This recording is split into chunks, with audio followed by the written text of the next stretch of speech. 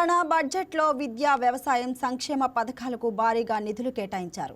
అంతేకాదు 73,383 కోట్ల కొత్త రుణాలకు కూడా ప్రతిపాదన చేశారు. విద్యారంగంలో కీలకమైన నిర్ణయాలు తీసుకున్నారు.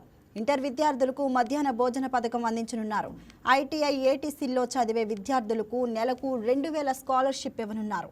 విద్యాశాఖకు మొత్తంగా 26,674 కోట్లు కేటాయించారు. వైద్య శాఖకు 13,679 కోట్లు నిర్ణయించారు.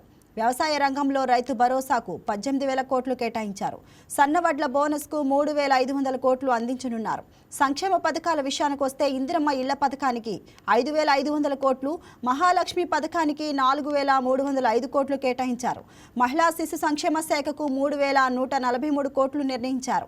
మిగతా శాఖల విషయానికి వస్తే పర్యాటక రంగానికి 1,224 కోట్లు, కార్మిక శాఖకు 998 కోట్లు కేటాయించారు.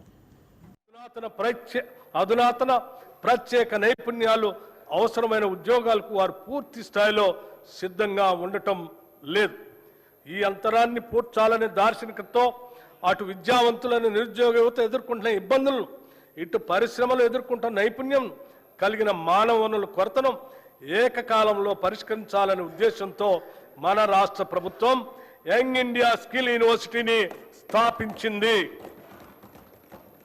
పరిశ్రమల అవసరాలకు అనుగుణంగా ఆయా పరిశ్రమల భాగస్వామ్యంతోనే రూపొందించిన పాఠ్యాంశాల ద్వారా యువతకు ప్రత్యేక నైపుణ్యాలని అందిస్తాము. ఈ స్కిల్ యూనివర్సిటీని విద్యాశాఖ పరిధిలో తీసుకొని వస్తున్నాము.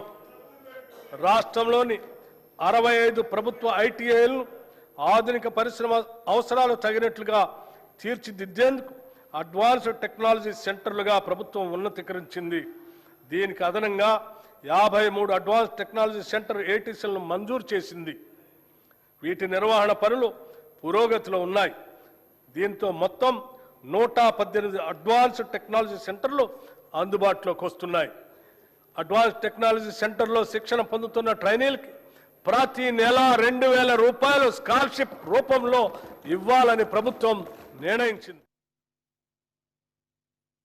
అలాగే అధునాతన ప్రత్యేక నైపుణ్యాలు అవసరమైన ఉద్యోగాలకు వారు పూర్తి స్థాయిలో సిద్ధంగా ఉండటం లేదు. ఈ అంతరాన్ని